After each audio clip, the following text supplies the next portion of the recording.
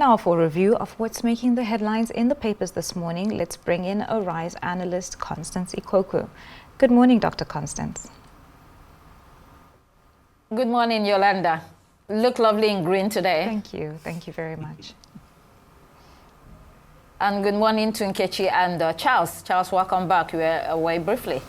Thank you very much, Dr. Constance. It's good to be back. Good morning, Dr. Ikoku. Good morning to you. To look at the papers with us today, we have Samuel Odaudu. He is the deputy editor of Blueprint newspaper. Hello there and welcome to the program. We begin with this day. Two stories there. Shettima, how Tambuwal told Jonathan he had no power to remove elected governors, and the presidency will never stop issuance of 5-year non-immigrant visas to U.S. citizens. This visa article also leads in the Vanguard with the caption, if you can pull up the Vanguard, Visa War, FG explains stance as U.S. slams tighter measures. And then, first of all, let's return to this day, to the Vice President Shettima, bringing back memories of the frosty Goodluck Jonathan period that saw the Chibok girls' abduction from Borno State, with Shettima claiming that President Goodluck Jonathan almost removed him as governor of that state, but for the intervention of the Speaker of the House of Representatives, Aminu Tambuwal. Shettima spoke at the presentation of a book by the Attorney General in that administration, Mohammed Bello Adoke, who he said played a key role to subvert that removal, together with the National Assembly. He said other things about secrecy in government, as well as speaking up for transparency and accountability. That period, 2014, was a turbulent time in Nigeria's history. It was the height of the Boko Haram crisis, and there was attacks all over the country. Over 200 innocent girls from school in Borno State were kidnapped. We know that Jonathan was generally viewed as weak, and some northern political elite were playing politics with Boko Haram, accusing the president of decimating the north. At the same time, Shettima was suspected by the government of being involved with the kidnap of the girls, which he denied. What came out of that period ultimately is power play and power struggle trumped national interest among politicians, and this hasn't changed up to today. Samuel. You are absolutely right. What the Vice President said is an open fact. He stated what is in the public domain, especially as documented by the former Attorney General of the Federation and Minister of Justice, Mohammed Adoke SAN. And now, like you rightly pointed out, it was one of the most turbulent periods for the country. The Boko Haram insurgency and so many other issues related to insecurity that came up. What I understand is that this statement, though, is a fact, it is in the public domain. I do not know how the party will take this, or the presidency will react to this, because we know there are several unconfirmed reports and rumors, so to say, about a little rift, because this statement can be compared to what happened in Rivers State with the announcement of a state of emergency, the removal of the governor of Rivers State, similarly Fubara. So, however, there is also another bigger issue which has to do with accountability in public service. And talking about the book written by the former Attorney General of the Federation about the rot in the oil sector, it is a statement of fact. This is not his first book. Adoke had published in 2023 a burden of service where he gave full account. He wanted to defend himself. He believed he was somebody persecuted wrongly by the subsequent government that took over from Jonathan's government. And so the issue of accountability is very key. And the oil sector, we know, remains a very sensitive, largely criticized for shoddy accounts, mismanagement, and theft, and so on and so forth. So what the Vice President said, I think he was on point. There is no argument about that. Okay, Samuel, would you also share a quick comment on the visa issue, the reciprocity policy between the U.S. and Nigeria, because that's been going on for a couple of days now? Yes, the statement by the federal government, yes, that is good to deny that the Nigerian government never came up with such a policy in the first instance, because the statement from the U.S. as stated earlier that one of the reasons it took the action was to reciprocate Nigeria's policy decisions on visa. But as has always been debated, this also has a lot to do with the fact that we do not have our ambassadors, we do not have an ambassador representing Nigeria in the U.S. Through this kind of process, there can be a lot of discussions that can clarify certain issues. And so we take this to be a very sensitive discussion, because we have a huge number of Nigerians moving out. People are desperate to get out of the country. They are looking for visas, and we know the kind of houses they go through in order to process this document. It will affect definitely students who are going there for pursuit of education, people who even tourists, and then even for our officials who traveled for different official purposes. So this is something that we really need to sit down with the U.S. government and have these issues sorted out. If it is on account of reciprocity, if we did it, if they did it because we initiated a policy action in the first instance, it means there is a major communication gap that we really need to trash. All right, I think we'll be hearing more about that. Let's see Delhi Independent. Okpewolo's Guba victory. Tinubu, Southern governors, Wike, others hail Supreme Court verdict. The PDP candidate, Igodalo, says it's a betrayal that does not amount to justice. There's that photo at the bottom right of the newspaper. Okpewolo and his team celebrating in Abuja following that judgment.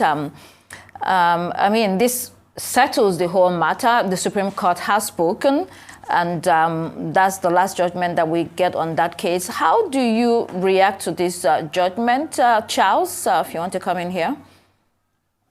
I mean, Governor Okpewolo will not have to settle to work. Yeah. Well, that's just about it. It's been a long drawn saga from the election tribunal, the Federal High Courts, the Court of Appeal, and now the Apex Court. Well, the other contestants, the PDP candidate did fight a very good fight, both at the polls and also in court, but the inevitable has happened. But having said all that, we covered the elections in Edo State, and curiously, this drama played out during the, or rather ahead of the collation of the results, when the former governor, Obaseki, visited INEC office, alleging that something was about to go down that was unethical. There was heavy security presence there, and well, that actually prevented more unpleasant scenes from playing out. So what actually did happen behind closed doors is the big question remaining. Maybe Obaseki has to actually shed some light on that. But then it did, you know, trigger the current of events that played out, leading to the court cases all the way to the Supreme Court. And of course, at the end of it all, you know, when we were talking about this, I observed to Nkechi here that a governor of the People's Democratic, a ranking member of the People's Democratic Party was actually jubilating over the victory of a governor from the All Progressives Congress. And it was something we had a very good laugh over when I observed that Wike, the member of the People's Democratic Party, was actually jubilating over the victory of someone from a different political party over a candidate from his own political party.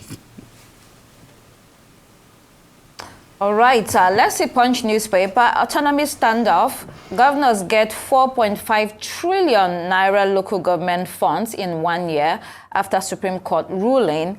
LG's yet to open CBN accounts. Labour worries or blames governors. AGF for delay. So state governors still retain control of council elections, or allocations rather. Remember that the ruling on financial autonomy was in July last year. Thereafter, the federal government asked the central bank to open accounts for the local councils. This remains largely unimplemented. While the process is yet to be completed, my sense is that it will eventually, because the court has ruled on this. Between Labour, the Attorney General, the CBN, the Secretary to the Government, who chaired the implementation committee, the Minister of Finance, who is the Secretary of the committee, the bottlenecks will have to be removed in order to free local governments from the state governors. Your thoughts on this matter? Very important, Nkechi, matter. It's very important, and it's taking a long time to actually implement this. You have the power factor in it. You have state governments still remaining that muscular player when it comes to what the local government can do. And then you have paperwork issues. Central Bank of Nigeria essentially opened local government accounts on paper. However, they have that bureaucracy to stumble across, or that's hindering them, because they've been complaining that the CBN is demanding a 2-year audit of funds that they say they've never handled. And then you also have politics playing into it.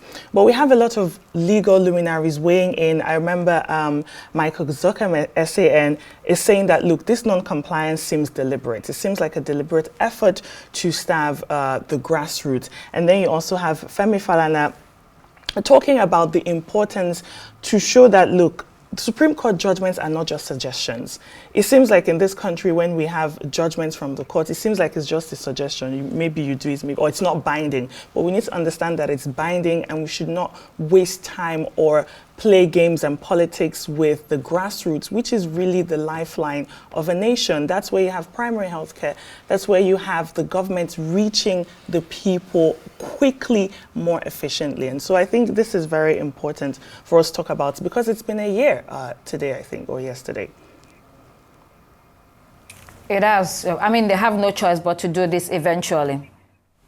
Okay, we'll also be looking at Leadership newspaper this morning. Why Trump is threatening Nigeria with tariff hike. Tugor, the Minister of Foreign Affairs, Yusuf Tugor, has revealed that Nigeria's refusal to accept Venezuelan deportees from the U.S. amid Trump's crackdown on undocumented migrants is becoming a problem. Tugor said Trump is mounting pressure on African countries to take in some of these deportees, some straight out of prison. He also disclosed that Nigeria has opened talks with the U.S. over new visa restrictions. This deportation issue may come as a shock to many, but it is typical, exploiting weaker countries while also outsourcing their problems to the same countries. Yolanda, if you want to jump in here, why would Nigeria want to take in such deportees? I mean, Rwanda did have such a plan with the UK, although it fell apart completely when a different government took over power. Absolutely, Dr. Constance. It's very unfortunate that African nations are being targeted for what the world doesn't want to have to deal with. And at the same time, we have our resources being plundered in different ways, left, right, and center. So it's really unfair that we are having such discussions and having to face such pressures as well in the area of tariffs and in what we've been seeing in recent days about the visa restrictions. It leaves one to just wonder what future implications will these will all of these tariffs, all of this pressure on taking on these prisoners have on the diplomatic relations between the US and Nigeria? Do we have a sustainable future as allies? Right. The Guardian newspaper here with another human interest story, often overlooked, elderly care, emerging services, in-home services, costly substitute for ailing hospitals. Nigeria and other African countries do not have the culture of dumping the elderly ones in old people's homes. The elderly often live with the families, provide care for them, but this can be unfriendly in terms of cost, especially in this current economy. But let's move quickly to the Punch newspaper. Buhari government went after my allies post-2015 election, according to Jonathan. This was revealed at that book presentation by Attorney General in that administration, Bello Adoke. Samuel, this book shines a light on the culture of abuse and impunity in government circles. After each administration, some are rightly accused, some are wrongly accused of wrongdoing. But the proportion of those that do not pay for their crime, eventually ensures that the next cycle of public officers simply repeat and perpetuate the same destructive system that we still see today. I agree with that. From what we saw or witnessed yesterday in that during that book launch, it shows a lot. And that book itself, from the highlights, it reveals a lot, especially the thin line between personal interest and national interest. And bringing or calling people to account for their stewardship is even more difficult because we see the political factors, like we see members of the present coalition, they have been members of the ruling parties. As a matter of fact, so many of them are just out of government for less than 2 years, and they are now hungry to return to power. And they have been part of the crisis that we have been facing in terms of our governance system, the political system, and so on. And so, yes, that is very correct. And I think the bold step that Adoke took, the former Minister of Justice took, it is something that we have to encourage other public officers. And this wrong accusation or right accusation, there is nothing wrong in calling people, inviting them to come and render account. If there are infractions, it should be they should be investigated, and then there should be a proper due diligent prosecution. And if anybody is found guilty, the law should apply accordingly. And now, in this case, when you follow the Adoke story, there was at a point in his first book, that is a burden of service, he felt that he was wrongly accused. He contemplated suicide, actually. But he felt he had to summon courage that if he did that, it would have amounted to, oh, he committed the offense. It was act of a guilty conscience. But he felt he had to come back and make the best self-defense, which is, let me state my account, let the world hear me. So, and I also think that looking at our prosecutorial system, the EFCC, the anti-graft agency, Adoke was discharged, he was acquitted. And under such a circumstance, I don't know, I just wanted to quickly add that it is important the EFCC should either apologize to persons that have been wrongly accused, and if the law does not find them guilty, they should be duly recognized as such. All right. I guess we'll be able to look at only one story or two on the international headlines. Let's pull up Daily Star. Man baby red-faced, Trump does dumps up. Donald Trump praised President of Liberia, Joseph Boakai, for, quote, speaking a good English. During that White House visit by some invited African president, President Boakai answered that he learned to speak English in Liberia, in response to President Trump's question. Nkechi, if you want to wrap us up here very quickly, it was a light-hearted moment, but some Africans have seen this as an insult. I mean, I didn't take it as light-hearted, right? When you have the world's sort of most powerful president, if you'd like, appearing to be unaware of a close ally's official language. Liberia has had English as the official language since 1847.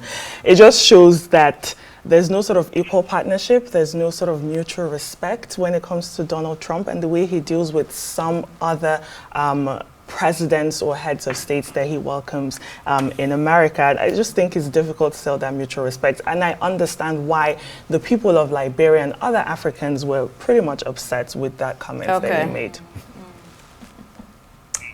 Unfortunately, we have to go, but yes, it shows ignorance of many of those countries in the West about Africa. Samuel Odaudu, who is the deputy editor of Blueprint newspaper, always a pleasure to have you on Daybreak Newspaper Review. Please come again. And I'll borrow that. Always a pleasure for you to lead us when it comes to newspaper review here on Daybreak. I'm going to say thank God it's Friday. I hope it's Friday, right? Thank you so much, Dr. Constance Ikuku. That's all the time we have here on Daybreak. I am Nkechi Nana. And I'm Charles Eruka. Thank God it's Friday. Goodbye from me. I'm Yolanda Robert. Please do keep it here on Arise News. The morning show is next. Goodbye.